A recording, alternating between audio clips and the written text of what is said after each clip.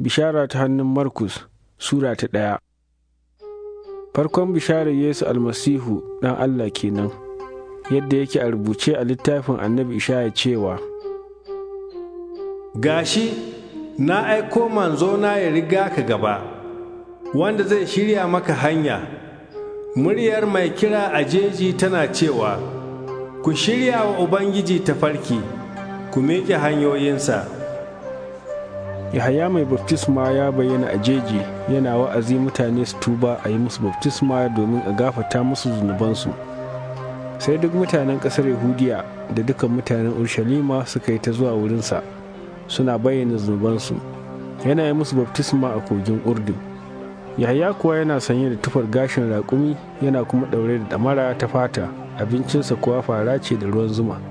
Ya yi wa'azi ya ce, Wani yana zuwa bayana wanda ya fi ni girma, wanda ko takalminsa ma ban isa in sunkuya in kwance ba. Ni da ruwa na yi muku baftisma, amma shi da Ruhu Mai Tsarki zai yi muku. Sai zamana a lokacin Yesu ya zo daga Nazaret ta ƙasar Galili. Yahaya ya yi masa baftisma a kogin Urdun. Da fitowarsa daga ruwan sai ya ga sama ta dare, Ruhu yana sauko masa kamar kurciya. Aka ji wata murya daga sama ta ce, Kai ne ɗana ƙaunatacce na, ina farin ciki da kai ƙwarai. Nan da nan sai Ruhu ya iza shi jeji. Yana jeji har kwana 40, Shaiɗan yana gwada shi. Yana tare da namomin jeji, mala'iku kuma suna yi masa hidima. To, bayan an tsare Yahaya, sai Yesu ya shigo ƙasar Galili yana yin bisharar Allah, yana cewa, Lokaci ya yi, mulkin Allah ya kusato, ku tuba, ku gazgata da bishara. Yana wucewa ta bakin tekun Galili, sai ga Bitrus da Andarawus da ɗan uwansa suna jefa taru a teku don su musunta ne. Yesu ya ce musu, Ku bi ni, zan mai da ku masuntan mutane. Nan da nan kuwa suka bar tarunsu suka bi shi. Da ya ci gaba kaɗan, sai ga Yakubu ɗan Zabadi da ɗan uwansa Yahaya suna cikin jirginsu suna gyaran taru. Nan da nan da ya kira su, suka bar mahaifinsu Zabadi a cikin jirgin tare da ma'aikata suka bi shi. Suka shiga Kafarnahum. Ran Asabar ne kuwa ya shiga majami'a yana koyarwa. Sun yi mamakin koyarwarsa, domin yana koya musu da iko, ba kamar malaman attaura ba. Nan take sai ga wani mutum mai bakin aljan a majami'arsu, yana ihu yana cewa, Ina ruwanka da mu, Yesu Banazaret? Ka zo ne ka hallaka mu. Na san kowane ne kai, mai tsarkin nan ne na Allah. Yesu ya kwaɓe shi ya ce, Yi shiru, fita daga cikinsa. Sai bakin aljan ya buge shi, jikinsa yana rawa, ya yi ihu ya fita daga cikinsa. Duk suka yi mamaki har suka tattambayi juna suna cewa, Kai, menene haka? Tabɗi, yau ga baƙuwar koyarwa, har baƙaƙen aljanu ma yake yi ma umarni gaba gaɗi, suna koyi masu biyayya. Nan da nan sai ya shahara a ko'ina duk kewayen ƙasar Galili. Da fitarsa daga majami'a, sai suka shiga gidansu Bitrus da Andarawus tare da Yakubu da Yahaya. Sukar Bitrus kuwa tana kwance tana zazzaɓi. Nan da nan suka ba shi labarinta. Sai ya matso ya kama hannunta ya tashe ta, zazzaɓin kuwa ya sake ta, har ta yi musu hidima. Da magariba bayan faɗuwar rana aka kakkawo masa dukkan marasa lafiya da masu aljanu. Sai duk garin ya haɗu a ƙofar gidan. Ya warkar da marasa lafiya da yawa, masu cuta iri-iri, ya kuma fitar wa mutane aljanu da yawa. Bai koyar da aljanun su yi wata magana ba, domin sun san shi. Da asusuba ya tashi ya fita, ya tafi wani wuri inda ba kowa, ya yi addu'a a can. Sai Bitrus da waɗanda suke tare da shi suka bi shi. Da suka same shi suka ce masa, Duk ana neman ka. Ya ce musu, Mu tafi garuruwan da suke gaba in yi wa'azi a can kuma, domin saboda haka ne na fito. Ya gama ƙasar Galili duk yana wa'azi a majami'unsu, yana kuma fitarwa mutane da aljanu. Wani kuturu ya zo wurinsa yana roƙonsa yana durƙusawa a gabansa yana cewa, In ka yarda, kana da iko ka tsarkake ni. Da tausayi ya kama Yesu, sai ya miƙa hannu ya taɓa shi, ya ce masa, Na yarda, ka tsarkaka. Nan take sai kuturta ta rabu da shi, ya tsarkaka. Ya kwaɓe shi ƙwarai, ya sallame shi nan da nan, bayan ya ce masa, Ka kula fa, kada ka gaya kowa komai, sai dai ka je wurin firist ya ganka, ka kuma yi hadaya saboda tsarkakewarka domin tabbatarwa a gare su, kamar yadda Musa ya umarta.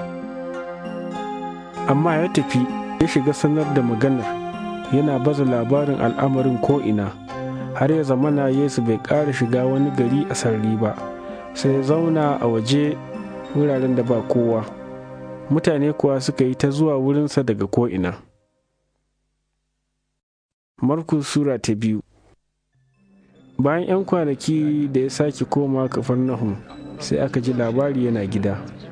Aka kuwa taru makil har ba sauran wuri ko a bakin kofa. Shi kuwa yana yi musu wa'azin maganar Allah. Sai suka kawo masa wani shanyayye, mutum 4 suna ɗauke da shi. Da suka kasa kusatarsa don yawan mutane, suka buɗe rufin soro ta sama da shi. Da suka buɗe ƙofa kuwa suka zura gadon da shanyayyen yake kwance a kai. Da Yesu ya gaban gaskiyarsu, sai ya ce wa shanyayyen, Ɗana, an gafarta maka zunubanka. To, waɗansu malaman attaura suna nan zaune, suna ta waswasi a zuciyarsu, suna cewa, Don me mutumin nan yake faɗar haka? Ai, saɓo yake yi. Wa yake da ikon gafarta zunubi in ban da Allah kaɗai? Nan da nan da Yesu ya gane a ransa suna ta waswasi haka a zuci, sai ya ce musu, Don me kuke waswasi haka a zuciyarku? Wanne ya fi sauki? A cewa shanyayyen, an gafarta maka zunubanka? Ko kuwa a ce, tashi ka ɗauki shimfiɗarka ka yi tafiya? Amma don ku sakankance ɗan mutum yana da ikon gafarta zunubi a duniya. Sai ce wa shanyayyen, Na ce maka, tashi ka ɗauki shimfiɗarka ka tafi gida. Sai ya tashi nan da nan, ya ɗauki shimfiɗarsa ya fita a kan idon kowa, har suka yi mamaki duka, suka ɗaukaka Allah suna cewa, Ba mu taɓa ganin irin haka ba. Yesu ya sake fita bakin teku, duk jama'a suka yi ta zuwa wurinsa, yana koya musu. Yana cikin wucewa, sai ya ga Lawi ɗan Halfa a zaune yana aiki a wurin karɓar haraji. Yesu ya ce masa, Bi ni. Sai ya tashi ya bi shi. Wata rana Yesu yana cin abinci a gidan Lawi, masu karɓar haraji da masu zunubi da yawa kuma suna ci tare da shi da almajiransa, don kuwa da yawa daga cikinsu masu binsa ne. Da malaman attaura na Farisiyawa suka ga yana cin abinci tare da masu zunubi da masu karɓar haraji, sai suka ce wa almajiransa, Don me yake ci yake sha tare da masu karɓar haraji da masu zunubi? Da Yesu ya ji haka, ya ce musu, Ai, lafiyayyu ba ruwansu da likita, sai dai marasa lafiya. Ba domin in kira masu adalci na zo ba, sai dai masu zunubi. To, almajiran Yahaya da na Farisiyawa suna azumi, sai aka zo aka ce masa, Don me almajiran Yahaya da na Farisawa suke azumi, amma naka almajirai ba sa yi? Sai Yesu ya ce musu, Ashe, abokan ango za su yi azumi tun ango yana tare da su? Ai, muddin suna tare da angon ba za su yi azumi ba. Ai, lokaci yana zuwa da za a ɗauke masu angon, a sa'an nan ne fa za su yi azumi. Ba mai mahon tsohuwar tufa da sabon kyalle, in ma an yi, ai sai sabon kyallen ya kece tsohuwar tufar, har ma tafi da kecewa. Ba kuma mai ɗura sabon ruwan inabi a tsofaffin salkuna, in ma an ɗura, sai ruwan inabin ya fasa salkunan, a kuma yi hasararsa da ta salkunan. Sabon ruwan inabi ai sai sababbin salkuna. Wata rana ran Asabar, yana ratsa gonakin alkama, suna cikin tafiya sai almajiransa suka fara zagar alkamar. Farisiyawa suka ce masa, Duba, don me suke yin abin da bai halarta a yi ran Asabar ba? Sai ya ce musu, Ashe, ba ku taɓa karanta abin da Dauda ya yi ba, sa'ad da ya matsu da yunwa shi da abokan tafiyarsa, yadda ya shiga masujadar Allah a zamanin Abiyata babban firist, ya ci keɓaɓɓiyar gurasar nan, wadda bai halatta kowa ya ci ba sai firistoci kaɗai, har ma ya ba abokan tafiyarsa. Sai ya ce musu, ai, Asabar domin mutum aka yi ta, ba mutum aka yi domin Asabar ba. Saboda haka ɗan mutum shine Ubangijin, har da na ranar Asabar ma. Markus Sura ta 3. Sai ya sake shiga majami'a, akwai wani mutum a nan kuwa mai shanyayyen hannu. Sai suka yi haƙonsa su ga ko zai warkar da shi ran Asabar, don su samu su kai ƙararsa. Sai ya ce wa mai shanyayyen hannun, fito nan fili. Ya ce musu, ya halatta ran Asabar a yi alheri ko kuwa mugunta, a ceci rai ko kuwa a kashe shi. Amma sai suka yi shiru. Da ya dudube su da fushi, yana baƙin ciki da taurin zuciyarsu, sai ya ce wa mutumin, miƙo hannunka. Sai ya miƙa, hannunsu kowa ya koma lafiyayye. Da Farisiyawa suka fita, nan da nan sai suka yi shawara da mutanen Hiridus a kansa, yadda za su hallaka shi. Sai Yesu ya tashi tare da almajiransa suka je bakin tekun. Taro mai yawan gaske kuwa daga ƙasar Galili ya biyo shi, har ma daga ƙasar Yahudiya da Urshalima da ƙasar Idom da hayin kogin Urdun da kuma wajen Taya da Sidon. Babban taro ya zo wurinsa don sun ji labarin duk abin da yake yi. Don gudun kada taron ya marmatse shi kuwa, sai ce wa almajiransa su keɓe masa ƙaramin jirgi guda. Saboda ya riga ya warkar da mutane da yawa, har ya kai ga duk masu cuta suna dannowa wurinsa domin su taɓa shi. Baƙaƙen aljanu kuwa duk sa'ad da suka gan shi sai su faɗi gabansa suna kururuwa suna cewa, kai ɗan Allah ne. Sai ya kwaɓe su ƙwarai kada su bayyana shi. Ya hau dutse, ya kira waɗanda yake so suka je wurinsa. Ya zaɓi mutum 12 su zauna tare da shi domin ya riƙa ƙaƙensu suna wa'azi. Ya kuma ba su ikon fitar da aljanu. Ga waɗanda ya zaɓa, Bitrus da Yakubu ɗan Zabadi da kuma ɗan uwansa Yahaya. Ya sa musu suna Buwanerjus, wato ‘ya'yan tsawa. Sai kuma Andrawus da Filibus da Bartolomawus da Matiyu da Toma da Yakubu ɗan Halfa da Yahuza da Saminu Bakan'ani da kuma Yahuza Iskariyoti wanda ya bashe shi. Sa'an nan ya shiga wani gida, taron kuwa ya sake haɗuwa har ya hana su cin abinci. Da ‘yan uwansa suka ji haka, sai suka fita su kamo shi, saboda sun ce, ai ya ruɗe. Malaman attaura kuwa da suka zo daga Urshalima sai suka ce, ai Ba'alzabul ne ya haushi, da ikon sarkin aljanu kuma yake fitar da aljanu. Sai Yesu ya kira su, ya ba su misali da cewa, ina shaidan zai iya fitar da shaidan? Ai in mulki ya rabu akan gaba, wannan mulki ba zai dore ba. Haka in gida ya rabu akan gaba, wannan gida ba zai dore ba. Shaidan kuma in ya tayar wa kansa ya rabu, ba zai dore ba, ƙarewarsa ce ta zo. Ba mai iya shiga gidan ƙaƙƙarfan mutum ya washe kayansa, sai ko ya fara ɗaura ƙaƙƙarfan mutumin, sa'an nan kuma ya washe gidansa. Hakika ina gaya maku, za a gafarta wa ‘yan adam duk zunubansu da kowane saban da suka hurta, amma fa duk wanda ya saɓi Ruhu Mai Tsarki baya samun gafara har abada. Ya yi madawwamin zunubi kenan. Wannan kuwa don sun ce, yana da baƙin aljanne. Sa'an nan mahaifiyarsa da ‘yan uwansa suka zo, suna tsaye a waje, sai suka aika masa ya je. Taro kuwa yana zaune kewaye da shi, sai suka ce masa, ga tsohuwarka da ‘yan uwanka suna neman ka a waje. Ya amsa musu ya ce, su wane ne tsohuwata da ‘yan uwana? Sai ya waiwai waɗanda suke zaune kewaye da shi ya ce, ga tsohuwata a nan da ‘yan uwana. Ai, kowa ya yi abin da Allah ke so, shi ne ɗan uwana, ita ce ‘yar uwata, ita ce kuma tsohuwata. Marku Sura ta 4.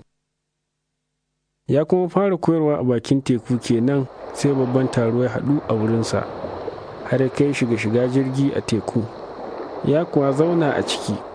Duk taron kuwa yana kan tudu a bakin tekun, sai ya koya musu abubuwa da yawa da misalai. A cikin koyarwarsa har ya ce musu, ku saurara, wani mai shuka ya tafi shuka, yana cikin yafa iri, sai waɗansu ƙwayoyi suka fada a kan hanya, tsuntsaye kuma suka zo suka tsince su, waɗansu kuma suka fada a wuri mai duwatsu inda ba ƙasa da yawa, nan da nan kuwa suka tsiro saboda rashin zurfin ƙasa, da rana fa ta ɗaga sai suka yankwane, da yake ba su da saiwa sosai suka bushe. Waɗansu kuma suka fada cikin ƙaya, sai saiwar ta tashi ta sarƙe su, ba su yi tsaba ba. Waɗansu kuma suka fada a ƙasa mai kyau, suka yi yabanya, suka girma, suka yi tsaba, waɗansu ribi 30-30, waɗansu 60-60, waɗansu ma har 100. Sai ya ce, duk mai kunnen ji ya ji. Da suka kaɗaita, masu binsa da su 12 nan suka tambaye shi ma'anar misalan. Sai ya ce musu, ku kam, an yardar muku kusan asirin mulkin Allah, amma ga waɗanda ba sa cikinku, komai sai a cikin misali. Don gani da ido kam za su gani, amma ba da zuci ba, ji kuma za su ji, amma ba za su fahimta ba, don dai kada su juyo a yafe musu. Ya ce musu, ashe, ba ku fahimci wannan misali ba? Ƙaƙa za ku fahimci sauran kenan? Mai shukan nan fa maganar Allah yake shukawa. Waɗanda suka faɗa a hanya kuwa, su ne kwatancin waɗanda ake shuka maganar a zuciyarsu, da zarar sun ji, nan da nan sai Shaiɗan ya zo ya ɗauke maganar da aka shuka a zuciyarsu. Haka kuma waɗanda aka shuka a wuri mai duwatsu, su ne waɗanda da zarar sun ji maganar sai su karɓa da farin ciki, su kan ba su da tushe, rashin ƙarko gare su, har in wani kunci ko tsanani ya faru domin magana, nan da nan sai su yi tuntuɓe. Waɗansu kuma su ne kwatancin waɗanda suka fada cikin ƙaya, su ne waɗanda suke jin maganar, amma taraɗaɗin duniya da jarabar dukiya da kuma kwaɗayin waɗansu abubuwa sukan shiga su sarƙe maganar, har ta zama marar amfani. Waɗanda aka shuka a ƙasa mai kyau kuwa, su ne kwatancin waɗanda suke jin maganar su karɓa su kuma amfana, waɗansu riɓi 30-30, waɗansu 60-60, waɗansu ma har 100. Sai ya ce musu, shin, ana kawo fitila don a rufe ta da masaki, ko a ajiye ta a ƙarƙashin gado ne, ba don a ɗora ta a kan maɗorinta ba? Ba abin da yake ɓoye sai domin a bayyana shi a gaba, ba kuma wani abin da yake asirce sai domin a bayyana shi a gaba, inda mai kunnen ji ya ji. Sai ya ce musu, ku ji, mudun da ka auna, da shi za a auna maka, har ma a ƙara. Domin mai abu akan ƙarawa, marar abu kuwa, ko ɗan abin da yake da shi ma, sai an karɓe masa. Ya ce kuma, mulkin Allah kamar mutum yake mai yafa iri a ƙasa, a kwana a tashi har irin ya tsiro, ya girma, bai kuwa san ta yadda aka yi ba. Ƙasa da kanta takan ba da amfani, tsiro shi ne na farko, sa'an nan kai, sai kuma ƙwaƙwarar ƙwaya a kan. Sa'ad da amfani ya nuna, sai ya sa lauje ya yanke nan da nan, wato, kaka ta yi kenan. Ya kuma ce, da me za mu kwatanta mulkin Allah, ko kuwa da wani misali za mu misalta shi? Kamar ƙwayar mustard yake, wadda in an shuka ta, ko da yake ita ce mafi ƙanƙantar ƙwayoyi a duniya, duk da haka in an shuka ta, sai ta girma tafi duk sauran ganye, ta yi manyan rassa, har tsuntsaye su iya sauka a inuwarta. Da misalai da yawa irin waɗanda ya sayi musu maganar Allah, daidai gwargwadon ganewarsu, baya faɗa musu komi sai da misali, amma a keɓe yakan bayyana wa almajiransa komi. A ran nan da maraice ya ce musu, mu haye can ƙetare. Da suka bar taron suka tafi da shi yadda yake a cikin jirgin, waɗansu jirage kuma suna tare da shi. Sai babban hadari mai iska ya taso, raƙuman ruwa kuma suna ta fantsama cikin jirgin har jirgin ya tasarwa cika da ruwa. Yesu kuwa yana daga ƙarshen baya na jirgin akan matashi yana barci, sai suka tashe shi suka ce masa, Malam, za mu hallaka, baka kula ba ko? Sai ya farka ya tsawata wa iskar ya kuma ce wa ruwan tekun, Natsu, kai shiru! Sai iskar ta kwanta, wuri duk ya yi tsit, ya ce musu, Don me kuka firgita haka, har yanzu ba ku da bangaskiya ne? Sai suka tsorata, matukar tsoro, suka ce wa juna, Wa kenan kuma wanda har iska da ruwan teku ma suke masa biyayya? Markus Sura ta 5.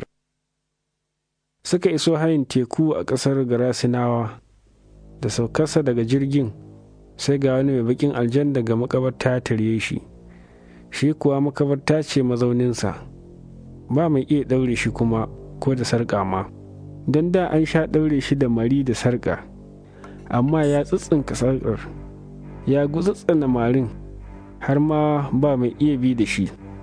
Kullum kuwa dare da rana yana cikin makabarta, da kan duwatsu yana ta ihu yana ƙuƙƙuje jikinsa da duwatsu. Da dai ya hango Yesu, sai ya sheku a guje ya faɗi a gabansa, ya ƙwala ihu ya ce, Ina ruwanka da ni, Yesu ɗan maɗaukaki? Na gama ka da Allah, kada ka yi mini azaba. Ya faɗi haka ne domin Yesu ya ce masa, Rabu da mutumin nan, kai wannan bakin aljan. Yesu ya tambaye shi, Menene sunanka? Sai ya amsa ya ce, Sunana Tule, don muna da yawa. Sai ya roƙi Yesu da gaske kada ya kore su daga ƙasar. To, wurin nan kuwa akwai wani babban garken alade suna kiwo a gangaren dutsen. Aljanun nan suka roƙe shi suka ce, Tura mu wajen aladun nan, mu shiga cikinsu. Ya kuwa yarda musu, sai baƙaƙen aljanun suka fita, suka shiga aladun. Garken kuwa wajen alade 2000 suka rugungunta a gangaren, suka fada tekun, suka halaka a ruwa.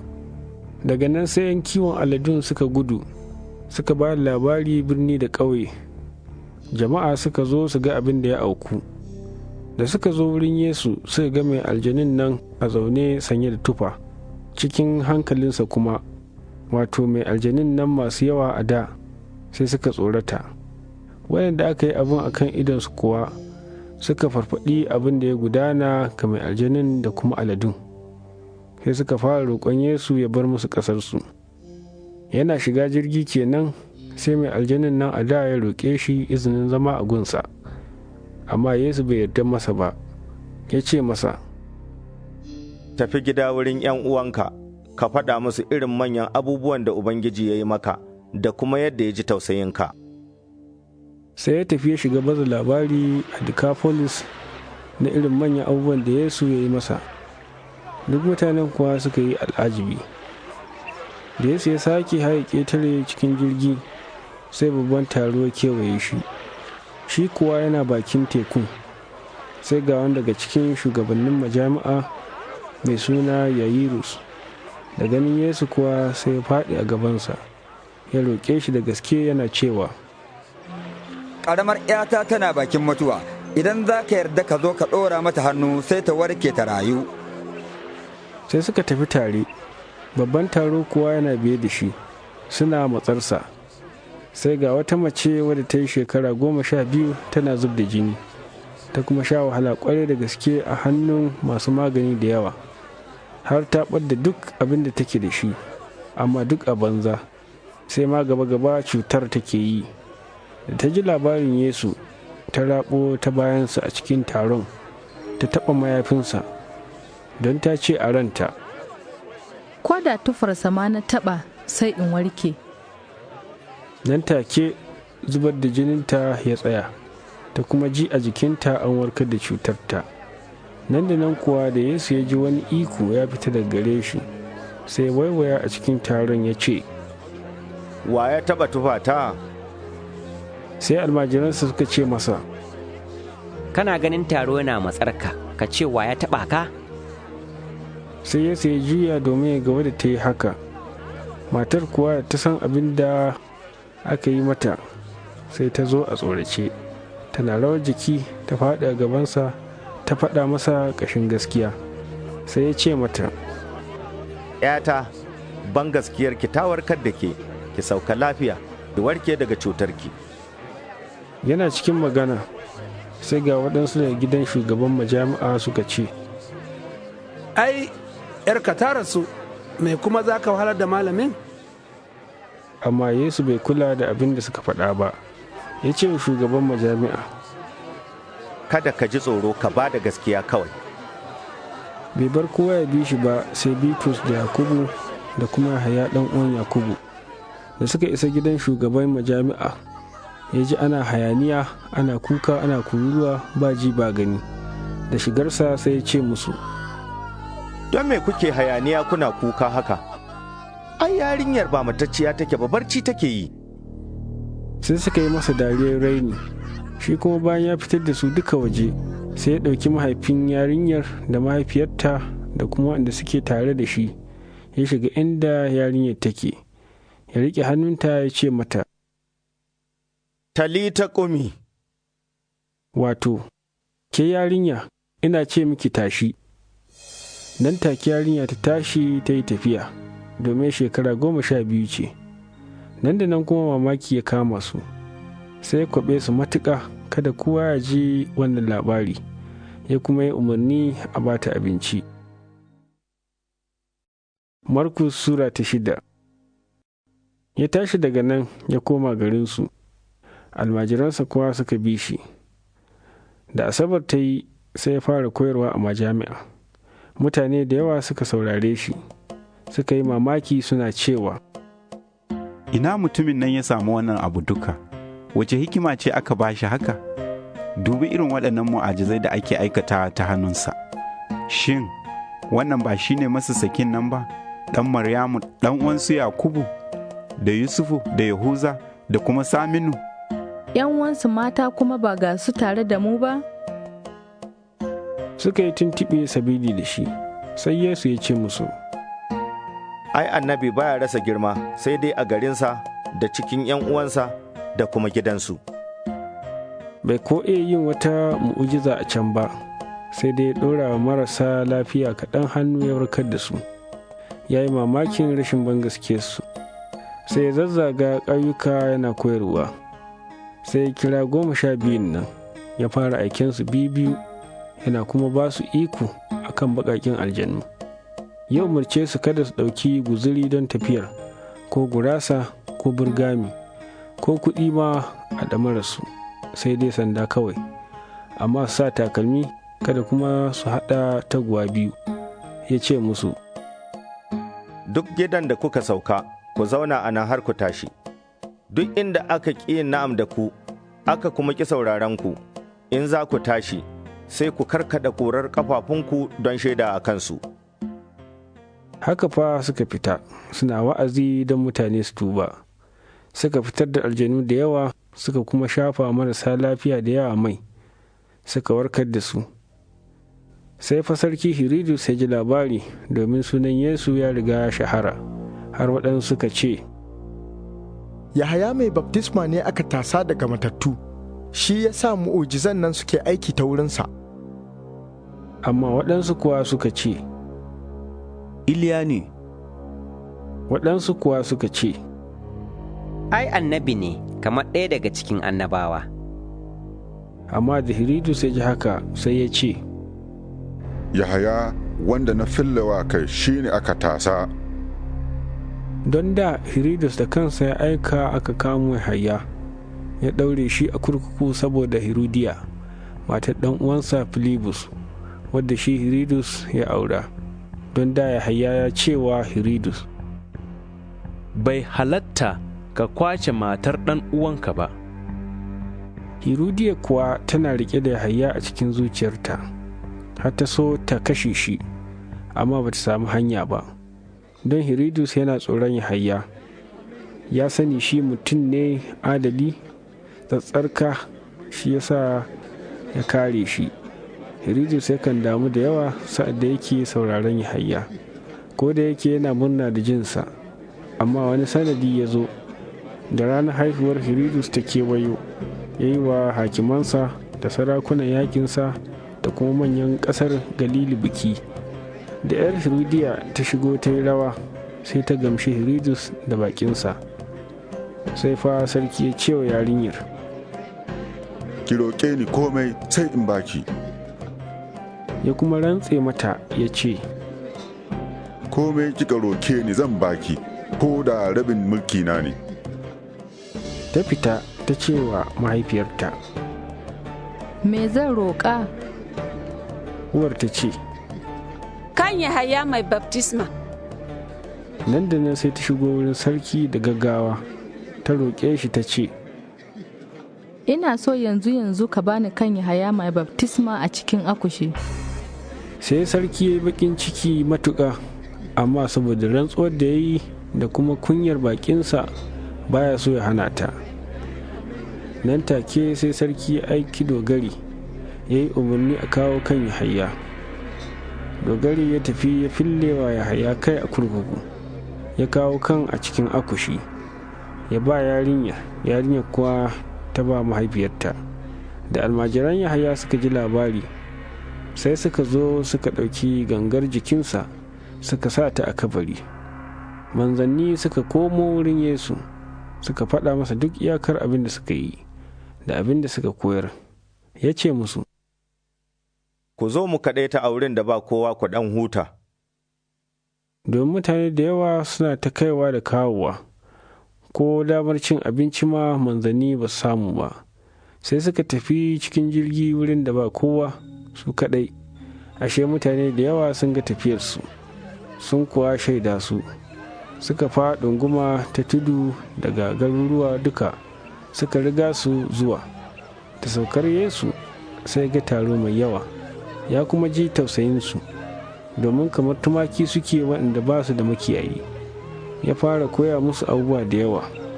Kusan faɗuwar rana sai almajiransa suka zo gare shi, suka ce masa, wurin nan fa ba kowa, gashi kuwa rana ta kusa faɗuwa. Sai ka sallame su shiga karkara da ƙauyuka na kurkusa su saya wa kansu abinci. Amma ya amsa musu ya ce, ku ba su abinci mana. Sai suka ce masa, wato mu je mu sayo gurasa ta dinari mai tam mu ba su ci? Ya ce musu, gurasa nawa ke gare ku, ku je ku dubo. Da suka binciko suka ce, ai 5 ne da kifi 2.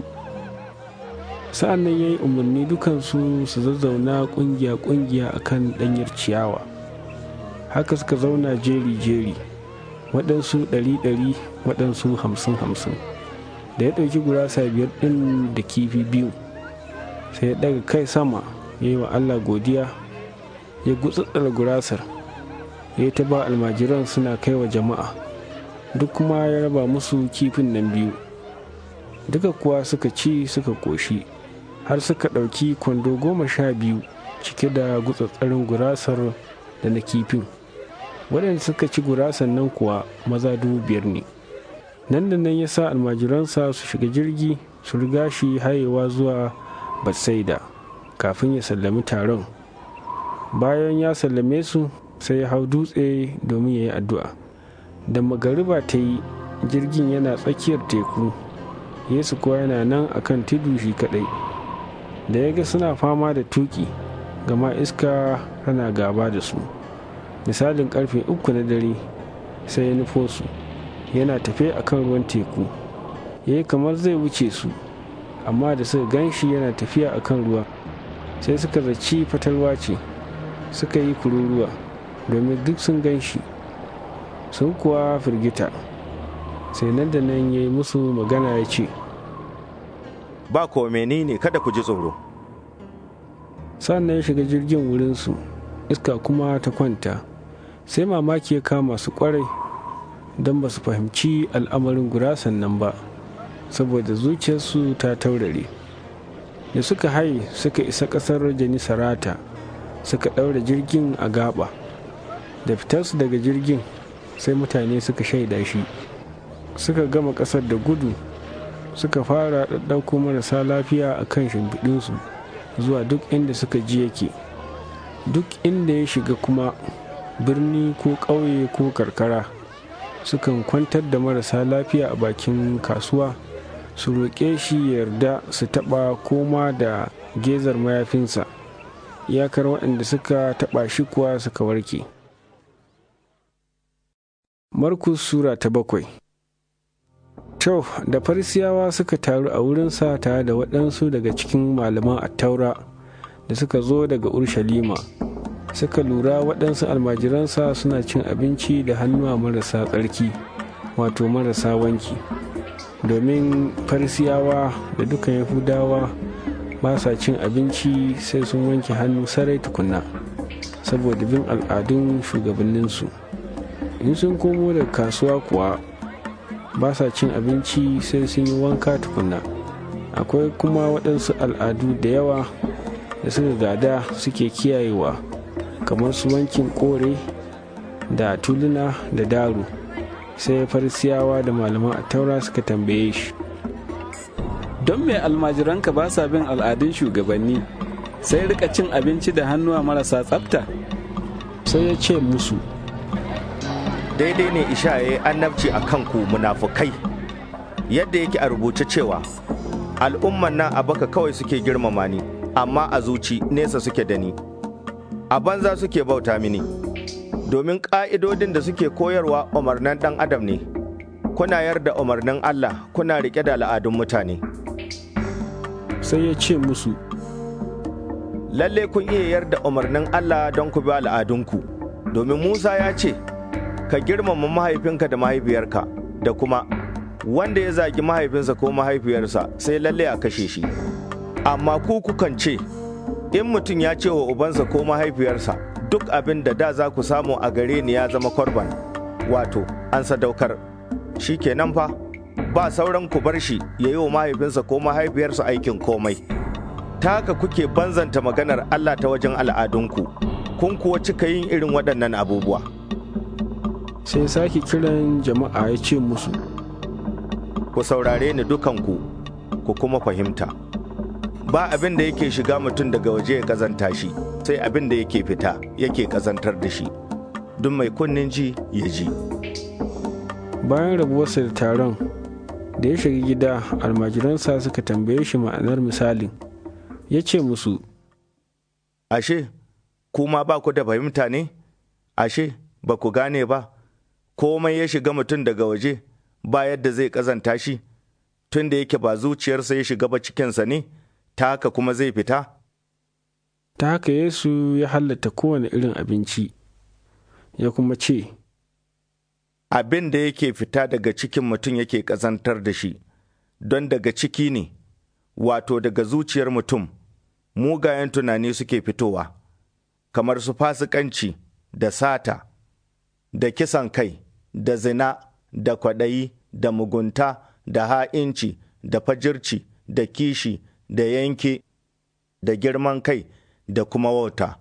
Duk waɗannan mugayen abubuwa daga ciki suke fitowa, suna kuwa ƙazantar da mutum.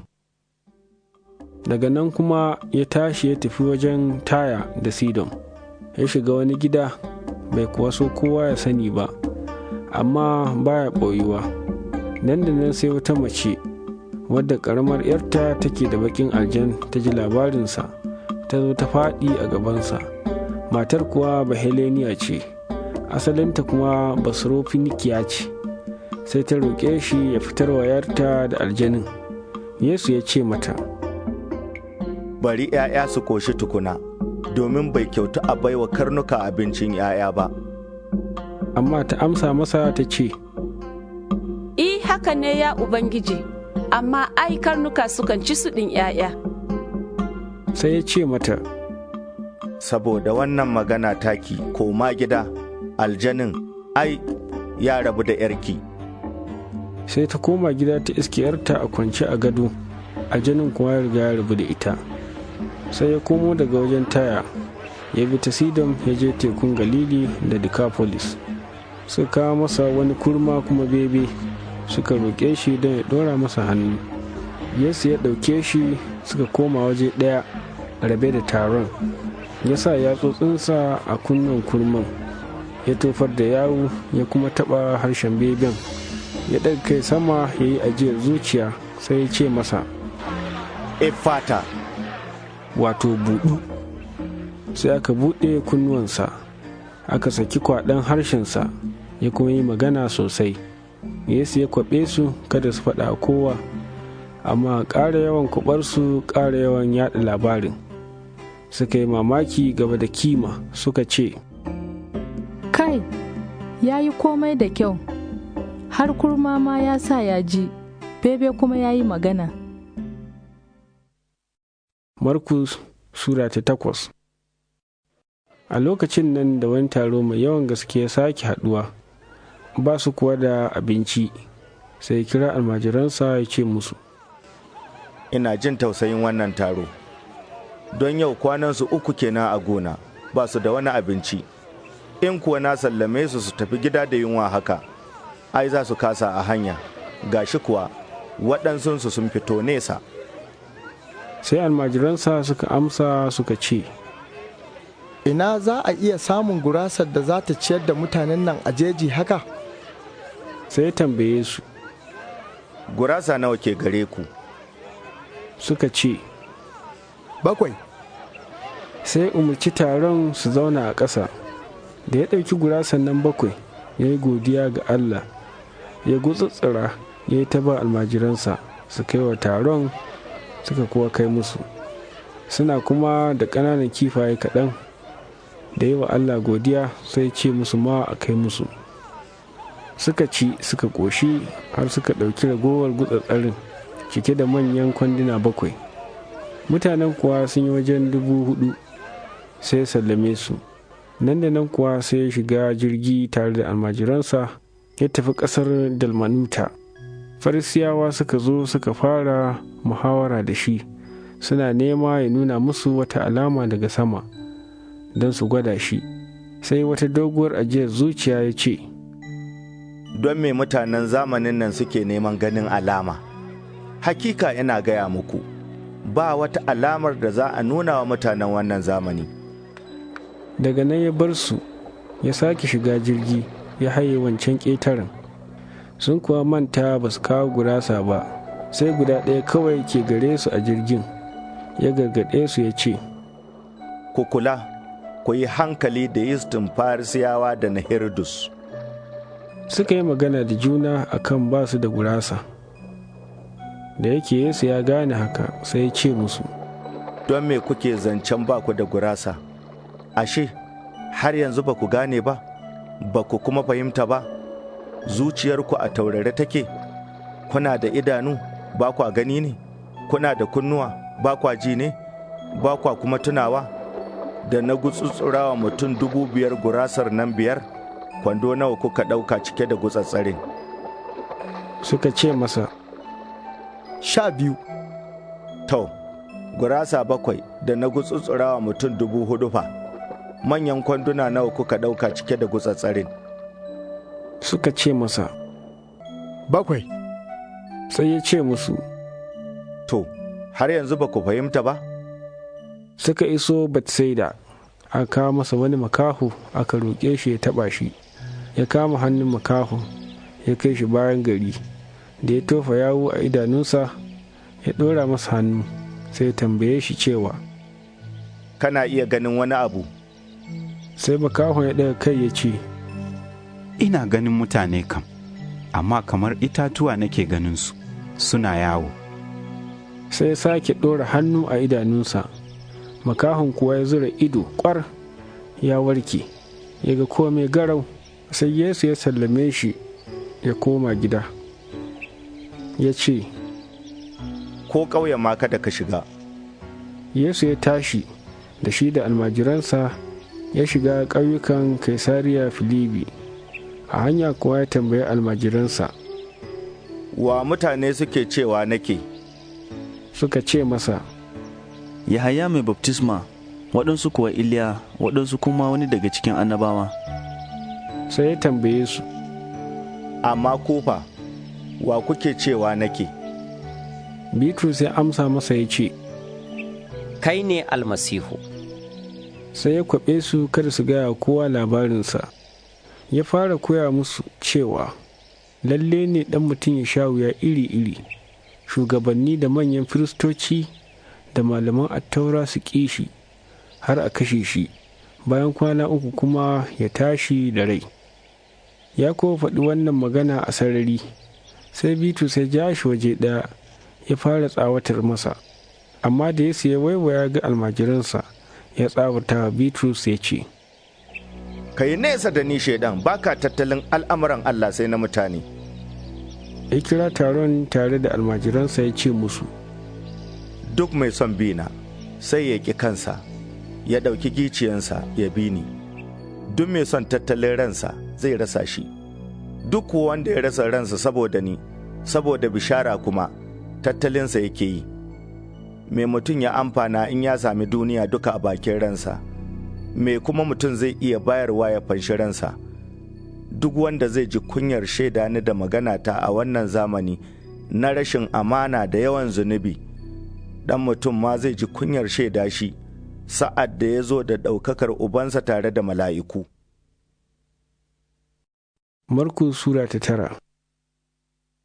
Sai ya ce musu, Hakika ina gaya muku, akwai waɗansu tsaitsaye a nan da ba za su mutu ba, sai sun ga mulkin Allah ya bayyana da iko. Bayan kwana 6, sai Yesu ya ɗauki Bitrus da Yakubu da Yahaya ya kai su kan wani dutse mai tsawo, su kaɗai, sai kamanninsa suka sake a gabansu. Tufafinsa suka yi fari fat suna sheƙi, yadda ba mai wankin da zai iya wanke su haka a duniya. Sai Iliya da Musa suka bayyana a gare su, suna magana da Yesu. Sai Bitrus ya kada baki ya ce wa Yesu, Ya Ubangiji, ya kyautu da muke nan wurin mu kafa bukoki 3, ɗaya taka, ɗaya ta Musa, ɗaya kuma ta Iliya. Ya rasa abin da zai faɗa ne don sun tsorata da gaske. Sai ga wani gajimare ya zo ya rufe su, a kuma ji wata murya daga cikin gajimaren tana cewa, Wannan shi ne ɗana ƙaunatacce na, ku saurare shi. Farat haka da suka dudduba ba su ƙara ganin kowa ba, sai su kaɗai tare da su. Suna cikin gangarowa daga dutsen, sai ya kwaɓe su kada su gaya kowa abin da suka gani. Sai bayan ɗan mutum ya tashi daga matattu tukunna. Sai suka bar maganar yasu suna tambayar juna ko mecece ma'anar tashi daga matattu. Suka tambaye shi suka ce, To, yaya kuwa malaman altaura suke cewa lalle ne Iliya ya fara zuwa? Sai ya ce musu, Lalle ne Iliya ya fara zuwa ya raya dukkan abubuwa. Yaya kuwa yake a rubuce a kan ɗan mutum, cewa zai sha wuya iri-iri a kuma wulakanta shi? Amma ina gaya muku, Iliya ya riga ya zo, sun kuma yi masa abin da suka ga dama, yadda labarinsa yake a rubuce. To da suka komo wurin almajiran, sai suka ga babban taro ya kewaye su, malaman attaura kuma suna muhawara da su. Da ganin Yesu sai duk taro suka yi mamaki kwarai da gaske, suka ɗungumo wurinsa a guje suna gaishe shi. Ya tambaye su, Muhawarar me kuke yi da su? Sai ɗaya daga cikin taron ya amsa masa ya ce, Malam, gashi, na kawo maka ɗana don yana da beben aljan. Duk inda ya hau shi, sai ya doka shi har ƙasa, bakinsa yana kumfa, yana tsukun haƙoransa, yana sandarewa. Na kuma yi wa almajiranka magana su fitar da shi suka kasa. Sai Yesu ya amsa musu ya ce, Ya ku mutanen zamani marasa ban gaskiya, har yaushe zan iya zama da ku, har yaushe kuma zan iya jure muku, ku dai kawo mini shi. Suka kawo masa yaron, da aljanin ya gan shi nan da nan sai ya buge yaron. Jikinsa na rawa, ya faɗi yana ta birgima, bakinsa yana kumfa. Yesu ya tambayi mahaifin yaron ya ce, Tun yaushe wannan abu ya same shi? Mahaifin ya ce, Tun yana karami, ya kuwa sha jefa shi a wuta da kuma ruwa don ya hallaka shi. amma in za ka iya yin wani abu, ka ji tausayinmu ka taimake mu.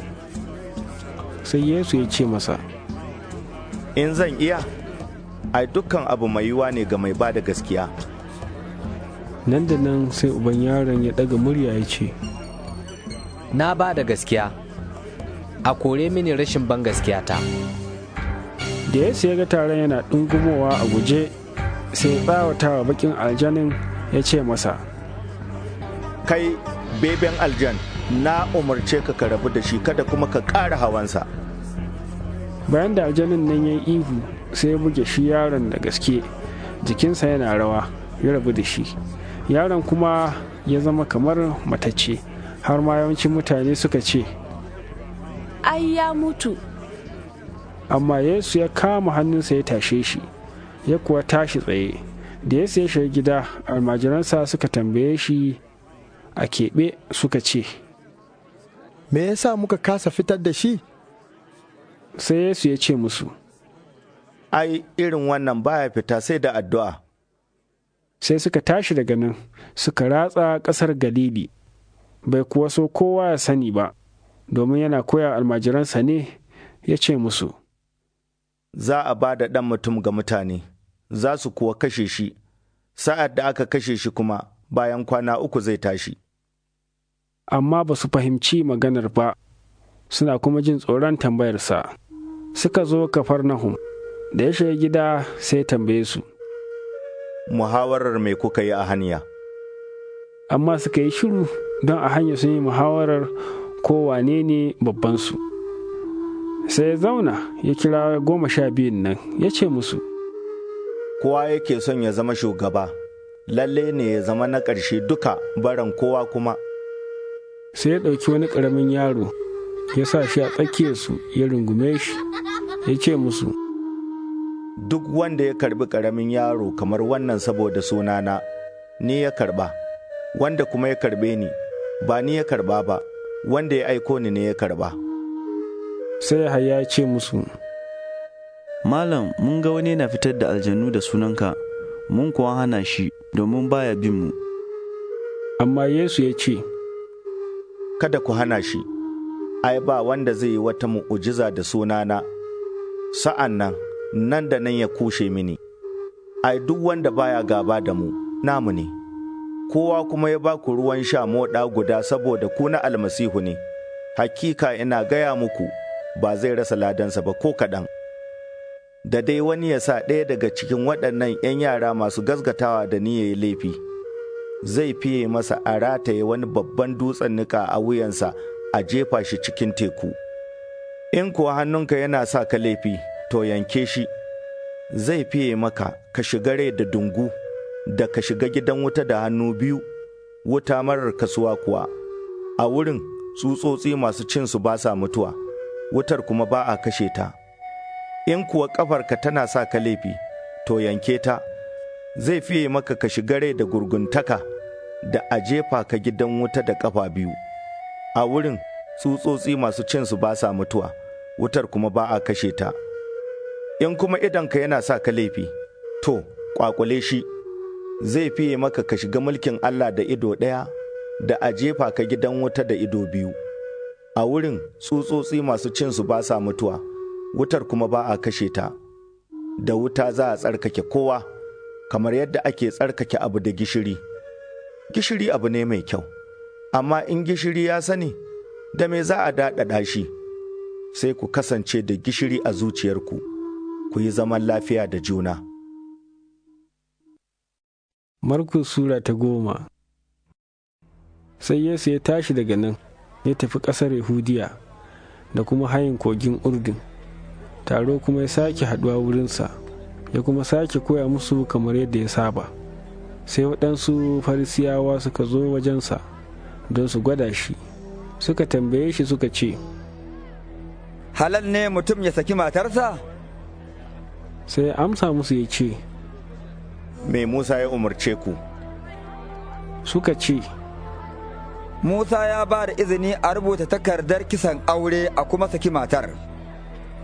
Yesu ya ce musu, Don taurin kanku ne Musa ya rubuta muku wannan umarni, amma tun farkon halitta Allah ya halicce su namiji da ta mata. Don haka fa sai mutum ya bar mahaifinsa da mahaifiyarsa ya manne wa matarsa, haka su biyun nan su zama jiki guda, har nan gaba su zama ba jiki biyu ba ne, ɗaya ne. Abin da Allah fa ya gama, kada mutum ya raba. A cikin gida kuma sai almajiransa suka sake tambayarsa wannan magana, sai ya ce musu, kowa ya saki matarsa ya auri wata, zina yake yi da ta biyun. In kuma matar ta saki mijinta ta auri wani, ta yi zina kenan. Suna kawo masa waɗansu yara ƙanana domin ya taɓa su, sai almajiransa su kwaɓe su. Da Yesu ya ga haka, sai ya ji haushi ya ce musu, ku bar yara ƙanana su zo wurina, kada ku hana su, ai mulkin Allah na irinsu ne. Hakika ina gaya muku, duk wanda bai yi na'am da mulkin Allah kamar yadda ƙaramin yaro yake yi ba zai shiga mulkin Allah ba har abada. Sai Yesu ya rungume su, yana ɗora musu hannu, yana sa musu albarka. Ya fara tafiya kenan, sai ga wani ya sheƙo a guje, ya durƙusa a gabansa ya tambaye shi ya ce, Malam managarci, me zan yi in gaji rai madawwami? Sai Yesu ya ce masa, don me ka kira ni managarci? Ai ba wani managarci sai Allah kadai. Ka dai san umarnan nan, kada ka yi kisan kai, kada ka yi zina, kada ka yi sata, kada ka yi shaidar zur, kada ka yi zamba, ka girmama mahaifinka da mahaifiyarka. Sai ya ce masa, Malam, ai duk na kiyaye waɗannan tun kurciyata. Yesu ya dube shi duban ƙauna ya ce masa, abu guda ne kawai ya rage maka, sai ka je, ka sayar da duk mallakarka, ka ba talakawa, za ka sami wadata a sama, sa'an nan ka zo ka bi ni. Da jin wannan magana sai gabansa ya faɗi, ya tafi yana da baƙin ciki don yana da arziki ƙwarai. Daga nan sai ya duddubi almajiransa ya ce musu, da ƙyar kamar mai masu dukiya su shiga mulkin Allah. Almajiran kuwa suka yi mamakin maganarsa, sai Yesu ya sake ce musu, ya ku ’ya'yana, da ƙyar ne kamar mai a shiga mulkin Allah. Zai fiye maraƙumi sauƙi ya bi ta kafar allura, da mai arziki ya shiga mulkin Allah. Sai suka yi mamaki ƙwarai da gaske, suka ce masa, tun haka ne wa zai sami ceto kenan? Yesu ya dube su ya ce, ga mutane kan ba mai yiwa ba ne, amma fa ba ga Allah ba, domin kowane abu mai yiwa ne a gun Allah. Sai Bitrus ya fara ce masa, to ai gashi, mun bar komai mun bi ka. Yesu ya ce, hakika ina gaya muku, ba wanda zai bar gida, ko ’yan uwansa mata, ko ’yan uwansa maza, ko mahaifinsa, ko mahaifiyarsa, ko ’ya'yansa, ko gonakinsa, sabili da ni da kuma bishara, sa'an nan ya kasa samun ninkinsu 100 a zamanin yanzu, na gidaje, da ’yan uwa mata, da ’yan uwa maza, da uwaye, da ’ya'ya, da gonaki, amma game da tsanani, a lahira kuma ya samu rai madawwami. Da yawa na farko za su koma na ƙarshe, na ƙarshe kuma za su zama na farko. Suna tafiya Urshalima, Yesu kuwa yana tafe gabansu, sai suka yi mamaki, mutanen da ke biye kuma suka tsorata. Ya sake keɓe 12 nan, ya fara shaida musu abin da zai same shi. Ya ce, gashi za mu Urushalima, za a ba da ɗan mutum ga manyan firistoci da malaman attaura, za su koyi masa hukuncin kisa, su bashe shi ga al'ummai, za su yi masa ba'a, su tofa masa yau, su yi masa bulala, su kashe shi, bayan kwana 3 kuma ya tashi. Yakubu da Yahaya, ’ya'yan Zabadi, suka kusato shi, suka ce masa, Malam, muna so ka yi mana duk abin da muka roƙe ka. Sai ya ce musu, me kuke so in yi muku? Suka ce masa, ka yardar mana ranar ɗaukakarka mu zauna ɗaya a damanka ɗaya a hagun. Amma Yesu ya ce musu, ba ku san abin da kuke roƙo ba, kwa iya sha da ƙoƙon da ni zan sha, ko kwa iya a yi muku baftisma da baftismar da za a yi mini? Suka ce masa, ma iya. Sai Yesu ya ce musu, Ƙoƙon da ni zan sha, da shi za ku sha, baftismar da za a yi mini kuwa da ita za a yi muku, amma zama a dama na ko a haguna ba nawa ba ne da zan bayar, ai, na waɗanda aka riga aka shiryawa ne.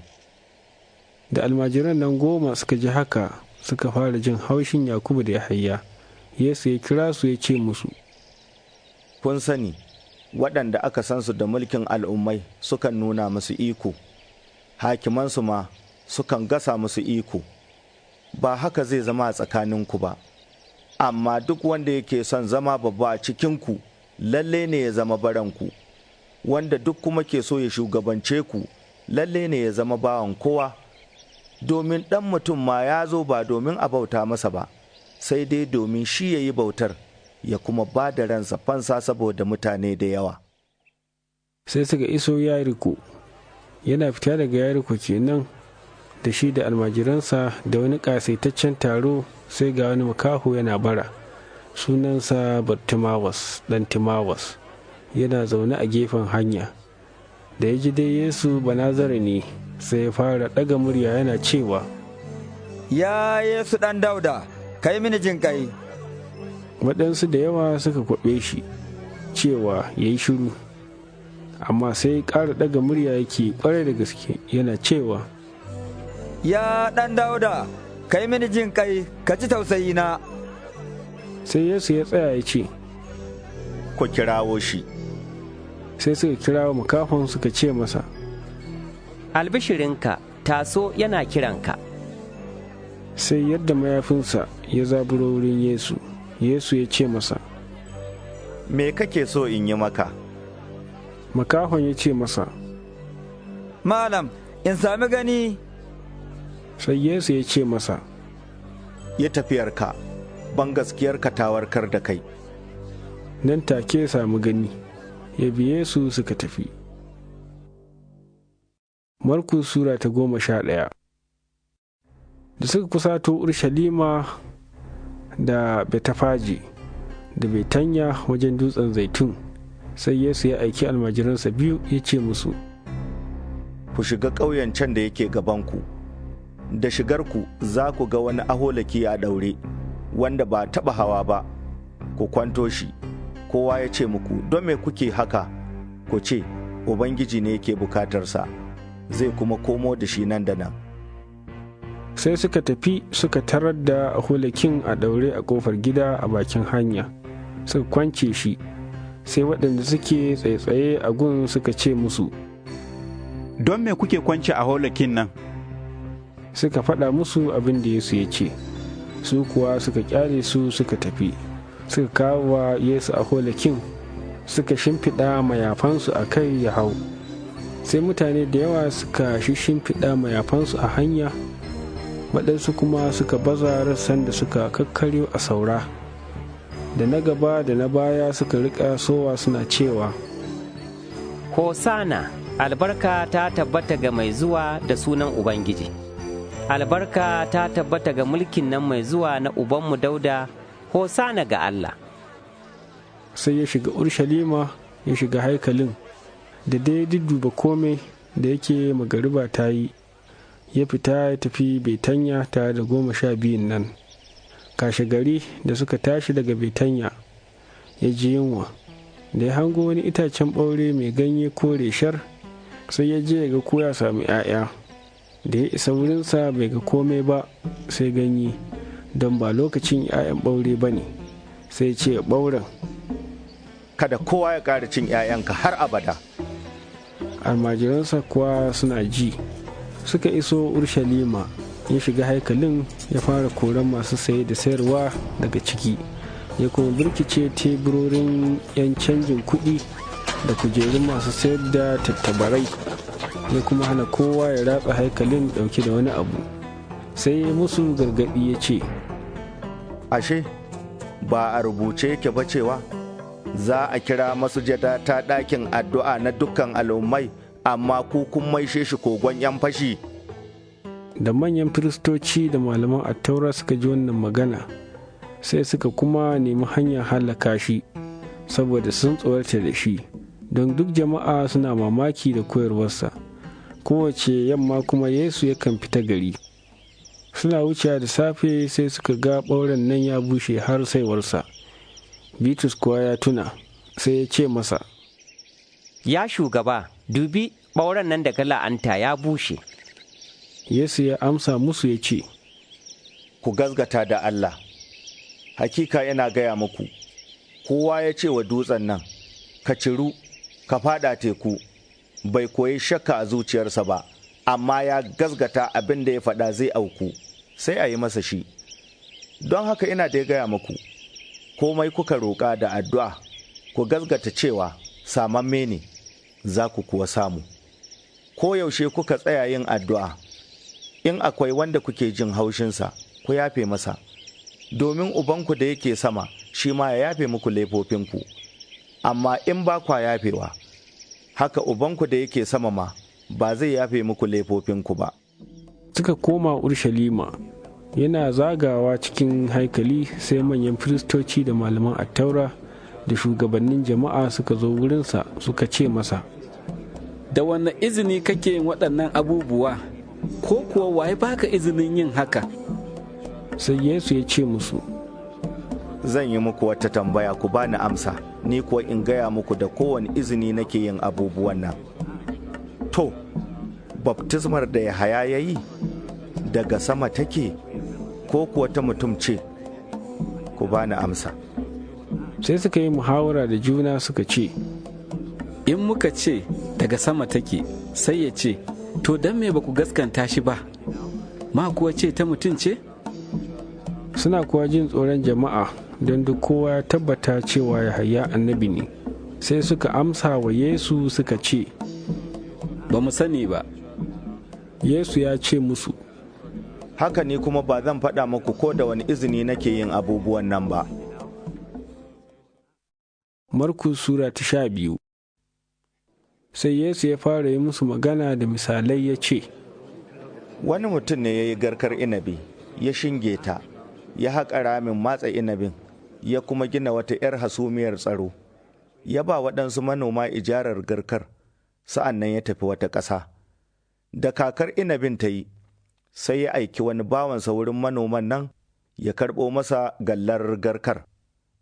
Manoman ko suka kama shi, suka yi masa duka, suka kore shi hannu banza. Sai ya sake aika masa wani bawan, shi kuma suka yi masa rotsi, suka wulakanta shi. Ya sake aiken wani, shi kam sai suka kashe shi. Haka fa aka yi ta yi da waɗansu da yawa, ana dukan waɗansu, ana kashe waɗansu. Har yanzu da yana da sauran ɗaya tak, shi ne makaɗaicin ɗansa. Daga ƙarshe ya aike shi wurinsu yana cewa, Sa ga girman ɗana. Amma manoman nan suka ce wa juna, Ai, wannan shi ne magajin, ku zo mu kashe shi gadon ya zama namu. Sai suka kama shi, suka kashe shi, suka jefar da shi bayan shinge. To, mai ubangijin garkan nan zai yi, sai ya zo ya halaka manoman nan, ya ba waɗansu garkar. Ashe, ba ku taɓa karanta wannan nasi ba? Cewa, dutsen da magina suka ƙi, shi ne ya zama mafificin dutsen gini. Wannan aikin Ubangiji ne, a gare mu kuwa abin al'ajabi ne. Sai suka nemi su kama shi don sun lura a kansu ne ya yi misalin, amma suna jin tsoron jama'a, don haka suka kyale shi suka tafi. Suka aiko masa da waɗansu farisiyawa da mutanen Hiridus don su burma shi cikin maganarsa, da suka zo suka ce masa, Malam, ai mun sani kai ma gaskiya ne, baka kuma zaben kowa, domin ka ɗauki kowa da kowa daidai, sai koyar da tafarkin Allah sosai kake yi.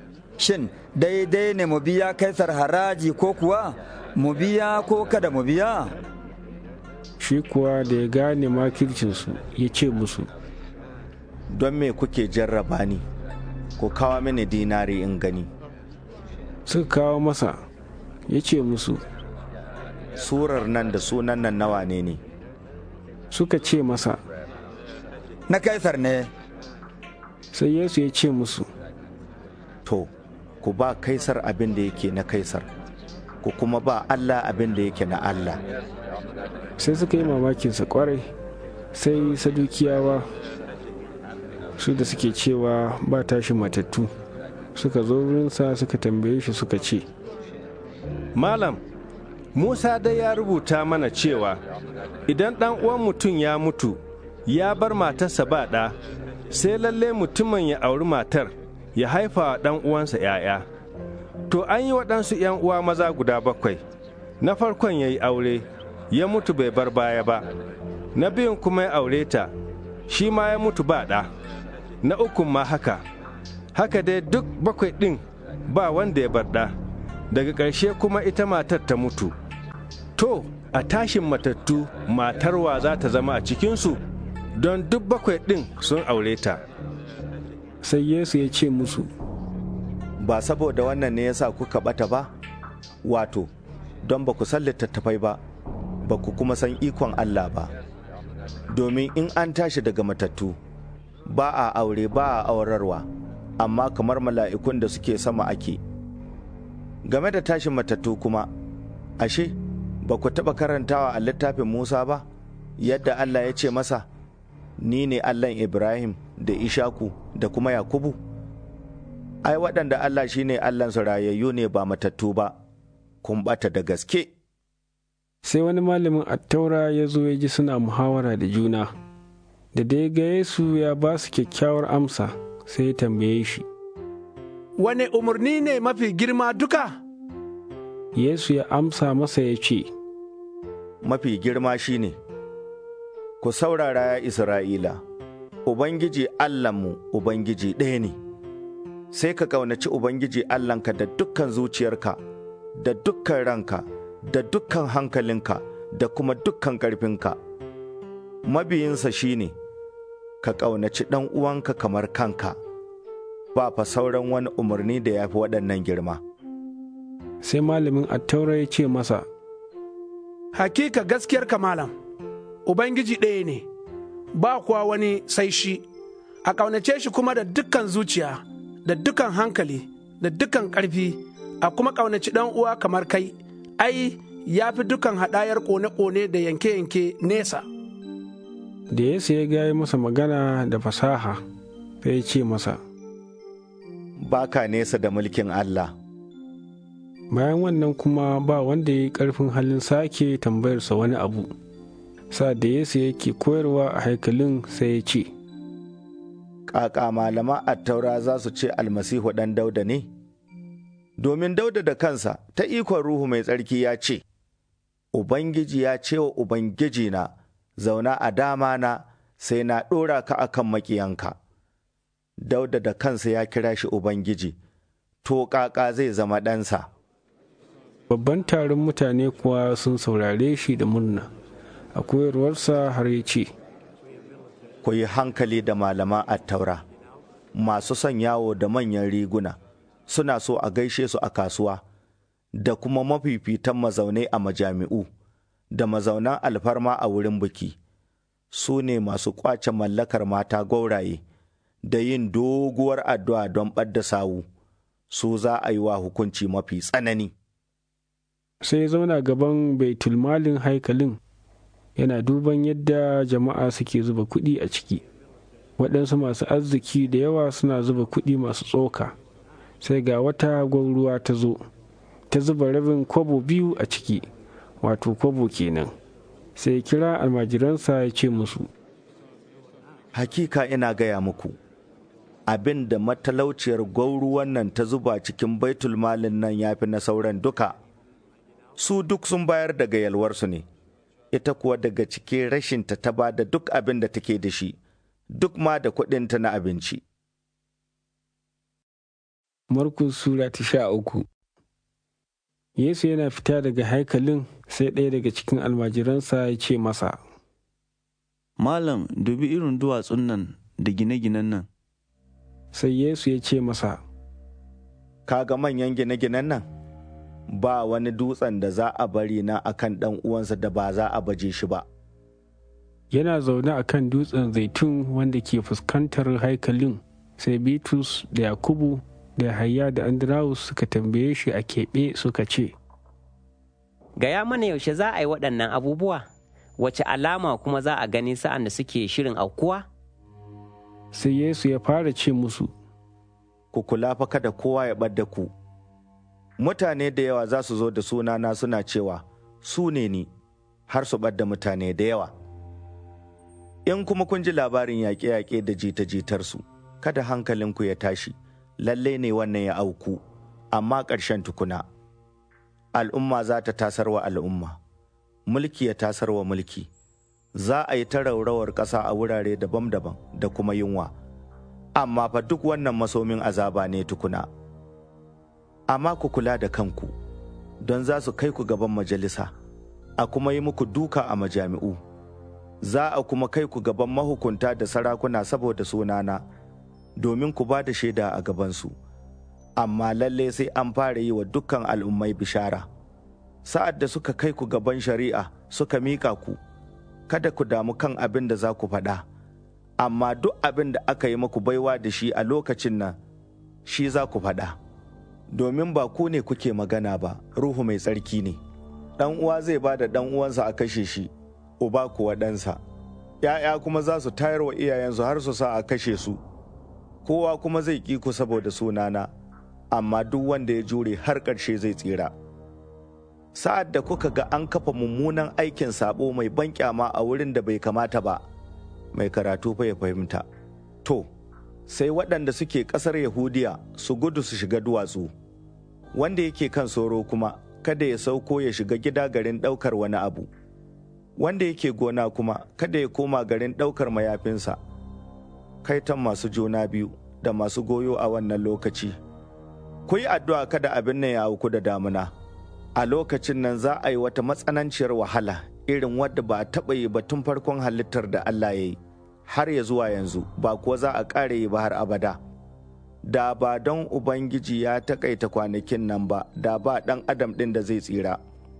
Amma sabili da zaɓaɓɓun nan da ya zaɓa, sai ya taƙaita kwanakin. To, a lokacin nan kowa ya ce muku, kunga ga almasihu nan, ko kunga gashi can, kada ku yarda. Don almasihan ƙarya da annabawan ƙarya za su firfito, su nuna alamu da abubuwan al'ajabi, don su ɓadda ko da zaɓaɓɓu ma in zai yiwu. Amma ku kula, na dai gaya muku komai tun da wuri. Amma lokacin nan, wato bayan tsabar wahalar nan, za a duhunta rana, wata kuma ba zai yi haske ba, taurari za su rika faɗuwa daga sararin sama, za a kuma girgiza manyan abubuwan da suke a sararin sama. A sa'an nan ne za a ga ɗan mutum yana zuwa a cikin gajimare da iko mai girma da ɗaukaka. Sa'an nan zai aiko mala'ikunsa su tattaro zaɓaɓɓunsa daga gabas da yamma, kudu da arewa, wato daga iyakar duniya har ya zuwa iyakar sama. Ku yi koyi da itacen ɓaure. Da zarar rassansa sun fara sakuwa, suna toho, kun san damuna ta yi kusa kenan. Haka kuma sa'ad da kuka ga waɗannan abubuwa suna aukuwa, ku sani ya kusato, a bakin ƙofa ma yake. Hakika ina gaya muku, zamanin nan ba zai shuɗe ba sai duk abubuwan nan sun auku. Sararin sama da ƙasa za su shuɗe, amma magana ta ba za ta shuɗe ba. Amma fa wannan rana ko wannan sa'a ba wanda ya sani, ko mala'ikun da suke sama ko ɗan, sai dai Uban kaɗai. Ku kula, ku zauna a faɗake kuna addu'a, domin ba ku san sa'ar da lokacin zai yi ba. Kamar mutum ne mai tafiya, in ya bar gida ya wakilta barorinsa, kowane da aikinsa, ya kuma umarci mai jiran ƙofa ya zauna a faɗake. To ku zauna a faɗake fa, don ba ku san lokacin da mai gidan zai dawo ba, ko da yamma ne, ko da tsakar dare ne, ko da carar zakara ne, ko da safe ne, kada ya zo kwaram, ya samu kuna barci. Abin da kuwa na gaya muku, ina gaya wa kowa ne, shi ne ku zauna a faɗake. Marku Sura ta 14. Sauran kwana biyu a yi idin ƙetarewa da idin abinci mara yisti, sai manyan firistoci da malaman attaura suka nemi hanyar kama Yesu da makirci su kashe shi, don sun ce, ba dai a lokacin idi ba, don kada jama'a su tada hargitsi. Yesu yana baitanya a gidan Saminu kuturu, yana cin abinci kenan, sai ga wata mace ta zo da wani ɗan tandu na man ƙanshi na nardi tsantsa mai tsadar gaske, sai ta fasa tandun ta tsayaye masa man a ka. Waɗansu kuwa da suka ji haushi suka ce wa juna, menene na ɓata mai haka? Dama an sayar da shi fiye da dinari 300 an ba talakawa. Sai suka hasala da ita suna gunaguni, amma Yesu ya ce, ku kyale ta, don me kuke damunta? Ai alheri ta yi mini, na gaske kuwa. Kullum kuna tare da talakawa, ko yaushe kuma kuke so, kwa iya yi musu alheri, amma ba kullum ne kuke tare da ni ba. Ta yi iyakacin ƙoƙarinta, ta shafe jikina da mai gabannin jana'izata. Hakika kuwa ina gaya muku, duk inda za a yi bishara a duniya duka, abin da matar nan ta yi, za a riƙa faɗarsa domin tunawa da ita. Sai Yahuza Iskariyoti, ɗaya daga cikin 12 nan, ya je wurin manyan firistoci don ya bashe shi a gare su. Da suka ji haka suka yi murna, har suka yi alkawarin su bashi kuɗi. Shi kuwa ya riƙa neman hanyar bashe shi. A ranar farko ta idin abinci mara yisti, wato ranar da aka saba yanka ɗan ragon idin ƙetarewa, sai almajiransa suka ce masa, ina kake so mu je mu shirya maka wurin cin idin ƙetarewa? Sai aiki almajiransa 2 ya ce musu, ku shiga gari, can za ku gamu da wani mutum ɗauke da tulun ruwa, ku bi shi. Duk gidan da ya shiga, ku ce wa mai gidan, in ji malam, ina masaukin da zai ci idin ƙetarewa da almajiransa? Shi kuwa zai nuna maku wani babban soro bene mai kaya a shirye, a nan za ku shirya mana. Sai almajiran suka tashi, suka shiga gari, suka kuwa tara kamar yadda ya faɗa musu, suka shirya idin ƙetarewa.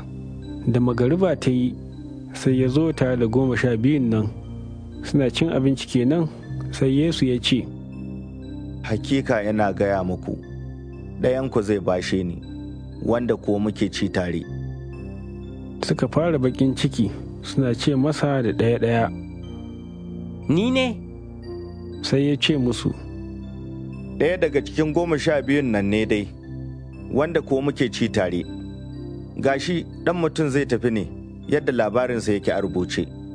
Duk da haka kuwa, kaiton mutumin nan da yake ba da ɗan mutum, da ma ba a haifi mutumin nan ba, da zai fiye masa.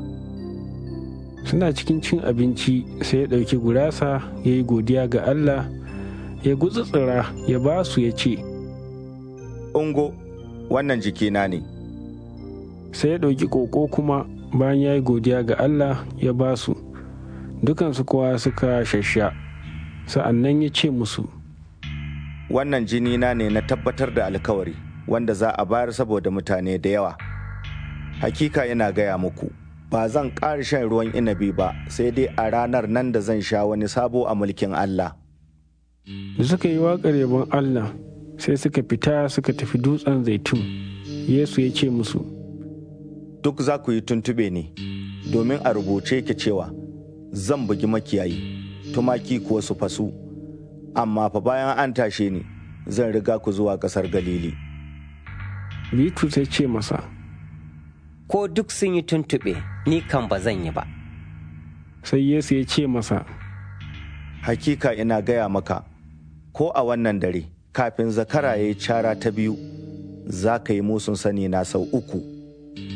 Amma Bitrus ya yi ta nanata da ƙarfi yana cewa, ko da za a kashe ni tare da kai, ba zan yi musun saninka ba. Dukansu ma haka suka ce. Sai suka isa wani wuri da ake kira Getsamani. Ya ce wa almajiransa, ku zauna a nan sa'ad da nake yin addu'a.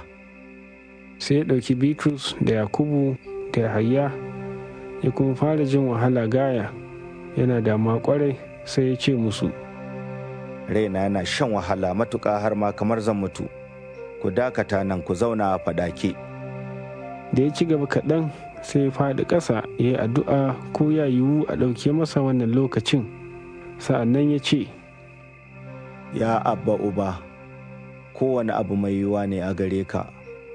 Ka ɗauke mini ƙoƙon wahalar nan, duk da haka dai ba nufina ba sai naka.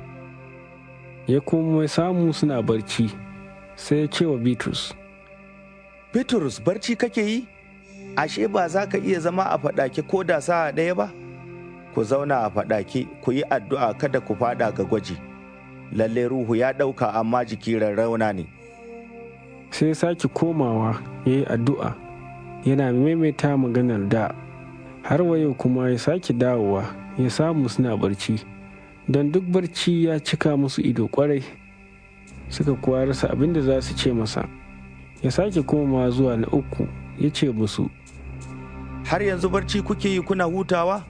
Ya isa haka, lokaci ya yi, an ba da ɗan mutum ga masu zunubi. Ku tashi mu tafi, kun ga mai bashe ni ɗin nan ya matso. Nan da nan kafin ya rufe baki, sai ga Hausa, ɗaya daga cikin 12 nan, da taron mutane rike da takuba da kulake waɗanda manyan firistoci da malaman attaura da shugabanni suka turo. To mai bashe shi ɗin nan ya riga ya ƙulla da su cewa, wanda zan yi wa sumba shine mutumin, ku kama shi ku tafi da shi a ririke. Da zuwansa kuwa ya zo wurin Yesu ya ce masa, ya rabbi. Sai ya yi ta sumbatarsa.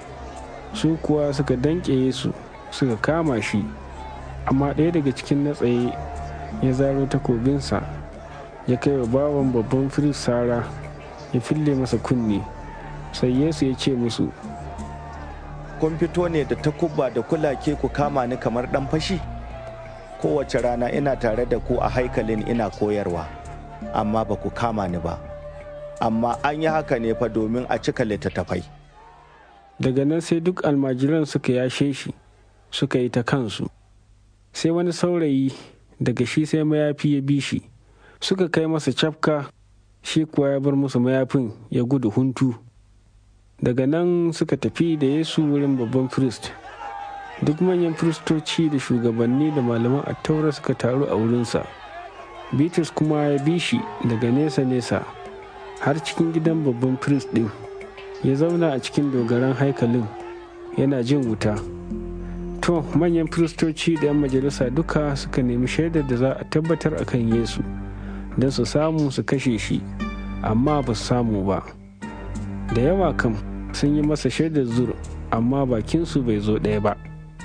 Daga baya kuma waɗansu suka taso suka yi masa shaidar zur suka ce, mun ji ya ce zai rushe haikalin nan da mutane suka gina, ya gina wani cikin kwana 3, ba kwa ginin mutum ba. Duk da haka dai shaidar su bata zo ɗaya ba. Sai babban firist ya miƙe a tsakiyarsu ya tambaye su ya ce, ba ka da wata amsa shaidar da mutanen nan suke yi a kan kafa? Amma ya yi shiru abinsa, bai amsa da komai ba.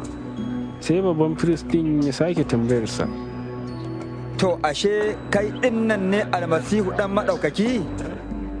Yesu ya ce, ni ne. Za ku kuwa ga ɗan mutum zaune dama ga mai iko, yana kuma zuwa cikin gajimare. Sai babban firist ya kyakketa tufafinsa ya ce, wace shaida kuma za mu nema? Kun dai ji saɓon da ya yi, me kuka gani? Duk suka yanke masa shari'a a kan ya cancanci kisa. Waɗansu ma suka fara tattofa masa yawu, suka ɗaure masa idanu, suka bubbuge shi suna ce masa, yi anabci. Dogaran haikalin kuma suka yi tamarinsa. Bitrus kuwa yana ƙasa a filin gida. Sai wata baranyar babban firist ta zo, da ta ga Bitrus yana jin wuta, ta zura masa ido ta ce, kai ma ai tare kake da banazaran nan Yesu. Amma ya musa ya ce, ni ban ma san abin da kike faɗa ba, balle in fahimta. Sai ya fito zaure, zakara kuwa ya yi cara. Sai baranyar ta gan shi, ta sake cewa waɗanda suke tsaitsaye a wurin, wannan ma nasu ne. Amma ya sake musawa. Jim kaɗan sai na tsaitsayen suka ce wa Bitrus, lallai kai ma ɗayansu ne, don ba Galile ne kai. Sai ya fara la'antar kansa, yana ta rantsa-rantse yana cewa, ban ma san mutumin nan da kuke faɗa ba. Nan da nan sai zakara ya cara ta biyu. Bitrus kuwa ya tuna da maganar da Yesu ya faɗa masa cewa, kafin zakara ya yi cara ta biyu, za ka yi musun sani na sau 3. Ko da ya tuno haka sai ya fashe da kuka. Markus Sura ta 15. Da wayewar gari sai manyan firistoci da shugabanni da malaman attaura da dukan 'yan majalisa suka yi shawara, sai suka ɗaure Yesu suka tafi da shi suka ba da shi ga Bilatus. Bilatus ya tambaye shi, ashe kai ɗin nan kai ne sarkin Yahudawa? Yesu ya amsa masa ya ce, yadda ka faɗa. Sai manyan firistoci suka yi ta kai ƙararsa a kan abubuwa da yawa. Bilatus ya sake tambayarsa ya ce, ba ka da wata amsa? Dubi yawan maganganun da suke ba da shaida a kanka. Yesu dai har yanzu bai yi wata magana ba, har Bilatus ya yi mamaki. To, a lokacin idi kuwa Bilatus ya saba sakar musu kowane ɗan sarƙa guda da suka roƙa. Akwai wani mai suna Barabbas da yake ɗaure, tare da waɗansu 'yan tawaye da suka yi kisan kai a lokacin tawayen. Jama'a fa suka matso suka fara roƙon Bilatus ya yi musu abin da ya saba yi. Sai amsa musu ya ce, wato kuna so ne in sakar muku sarkin Yahudawa? Don ya gane saboda hasada ne manyan firistoci suka bashe shi, amma manyan firistocin suka zuga jama'a gwamma ya sakar musu Barabbas. Barrabas, Barrabas, Barrabas. Sai Bilatus ya sake ce musu, to, kaka zan yi da wanda kuke kira sarkin Yahudawa? Sai suka sake yin ihu suka ce, a gicciye shi. Bilatus ya ce musu, ta wani hali wani mugun abu ne ya yi? Amma su sai ƙara daga murya suke yi suna cewa, a gicciye shi. Bilatus kuwa da yake yana son ƙayatar da jama'a, ya sakar musu Barabbas. Bayan ya yi wa Yesu bulala ya ba da shi a gicciye shi. Sai soja suka tafi da shi cikin fada, wato fadar mai mulkin. Suka tara dukkan rundunar soja, suka yafa masa wata alkyabba mai ruwan jar garura, suka kuma yi wani kambi na ƙaya suka sa masa a ka. Sai suka fara gaishe shi, ranka ya daɗe sarkin Yahudawa. Suka riƙa kwala masa sanda a ka, suna tattofa masa yawu, sannan suka durƙusa kamar suna masa ladabi. Suka gama yi masa ba'a haka, suka yaye masa alkyabba mai ruwan jar garura, suka sa masa tufafi, suka kai shi waje don su gicce shi. Sai ga wani mai wucewa sunansa Saminu Bakurani, uban Iskandari da Rufus, yana zuwa daga ƙauye. Suka fa tilasta masa ya ɗauki giccen Yesu. Suka kai Yesu wani wuri da ake kira Golgota, wato wurin ƙoƙon kai. Suka miƙa masa ruwan inabi gauraye da mur, amma ya ƙi sha. Sannan suka gicciye shi, suka rarraba tufafinsa a junansu, suna kuri'a a kansu su ga abin da kowa zai samu. Da ƙarfe 9 na safe suka gicciye shi, aka kuma rubuta sanarwar laifinsa sama da shi, wato sarkin Yahudawa. Suka kuma gicciye 'yan fashi biyu tare da shi, ɗaya dama da shi, ɗaya kuma a hagun. Wannan shi ne cikan nassin nan da ya ce an lissafta shi a cikin masu laifi. Masu wuciya suka yi ta yi masa bakar magana, suna kaɗa kai suna cewa, Ahab, kai da za ka rushe haikali ka kuma gina shi cikin kwana 3, to sauko daga gicciyen ka ceci kanka mana. Haka kuma manyan firistoci da malaman attaura suka riƙa yi masa ba'a a junansu suna cewa, ya ceci waɗansu, ya kuwa kasa ceton kansa. Almasihun nan sarkin Isra'ila, ya sauko mana daga gicciyen yanzu, mu kuwa mu gani mu ba da gaskiya. Waɗanda aka gice tare da shi su ma suka zazzage shi. Da rana tsaka sai duhu ya rufe ƙasa duk har zuwa ƙarfe 3 na yamma. Da ƙarfe 3 sai Yesu ya ɗaga murya da ƙarfi ya ce, Eloi, Eloi, lama sabachthani. Wato, ya Allah na, don me ka yashe ni? Da waɗansu na tsaitsayen suka ji haka suka ce, kun ji yana kiran Iliya. Sai ɗayansu ya yi gudu, ya ji wani soso da ruwan tsami ya soka a sanda, ya miƙa masa ya sha, yana cewa, bari mu gani ko Iliya zai zo ya sauko da shi. Sai Yesu ya ɗaga murya da ƙarfi, kana ya cika, sa'an nan labulen haikali ya tsage gida biyu daga sama har ƙasa. Sa da jarumi ɗin da yake tsaye yana kallon Yesu ya ga yadda ya mutu haka, sai ya ce, hakika mutumin nan ɗan Allah ne. Akwai kuma waɗansu mata da suke hange daga nesa, a cikinsu da Maryamu Magadaliya, da Maryamu mahaifiyar Yakubu ƙarami da Yusufu, da kuma Salomi, su ne waɗanda suka biyo shi sa'ad da yake ƙasar Galili suna yi masa hidima, da kuma mata da yawa da suka rako shi Urshalima.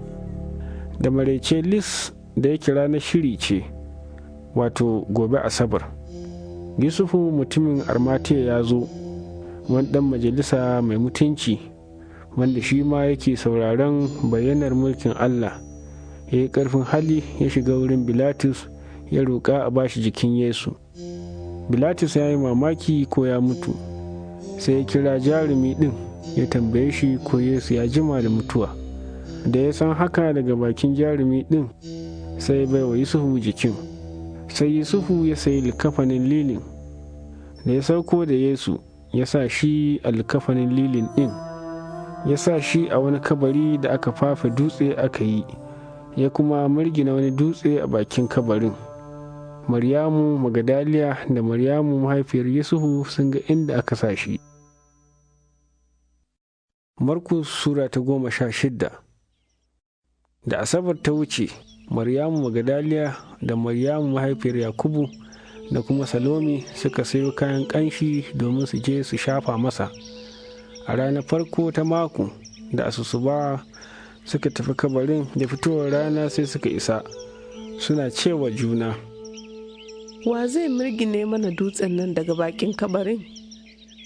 Da suka ɗaga kai suka ga ashe an mirgine dutsen waje ɗaya, gashi kuwa ƙato ne ƙwarai. Suna shiga kabarin sai suka ga wani saurayi a zaune daga dama, sanye da farar riga, sai suka firgita. Shi kuwa ya ce musu, kada ku firgita, Yesu Banazare kuke nema wadda aka gice, ai ya tashi baya nan, kun gama wurin da suka sa shi. Amma ku tafi ku gaya wa almajiransa duk da Bitrus cewa zai riga ku zuwa ƙasar Galili, a can ne za ku gan shi kamar yadda ya faɗa muku. Sai suka fita suka ruga a guje daga kabarin suna rawar jiki a ruɗe, ba su kuma cewa kowa komai ba domin suna tsoro. Da ya tashi da rai da wuri rana farko ta mako, ya fara bayyana ga Maryamu Magadaliya, wadda ya fitarwa aljanu 7. Ita kuwa ta tafi ta faɗa waɗanda da suke tare da shi, ta tara suna baƙin ciki suna kuka, amma da suka je yana da rai har ma ta gan shi, sai suka ƙi gaskatawa. Bayan haka ya bayyana da wata kama ga waɗansu 2 daga cikinsu sa da suke tafiya ƙauye, suka koma suka gaya wa sauran, su ma kuwa ba su gaskata su ba. Daga baya ya bayyana ga 11 nan, su kansu sa'ad da suke cin abinci, sai tsawata musu akan rashin bangaske su ya taurin kansu, domin ba su gaskata waɗanda suka gan shi bayan ya tashi ba. Sai ya ce musu, ku tafi ko'ina a duniya, ku yi wa dukkan ‘yan adam bishara, duk wanda ya ba da gaskiya aka kuma yi masa baftisma zai sami ceto, amma wanda ya ƙi ba da gaskiya za a hukunta shi. Za a ga waɗannan mu'ujizai wurin masu ba da gaskiya, wato, da sunana za su fitar da aljanu, za su yi magana da waɗansu bakin harsuna, za su iya ɗaukar maciji, kowace irin guba kuma suka sha ba za ta cuce su ba ko kaɗan, za su kuma ɗora wa marasa lafiya hannu su warke. To, bayan da Ubangiji Yesu ya yi musu jawabi, aka ɗauke shi aka kai shi sama ya zauna dama ga Allah. Su kuwa suka tafi, suka yi ta wa'azi ko'ina, Ubangiji yana taimakonsu, yana kuma tabbatar da maganarsu ta mu'ujizan nan da suke yi biye da maganar.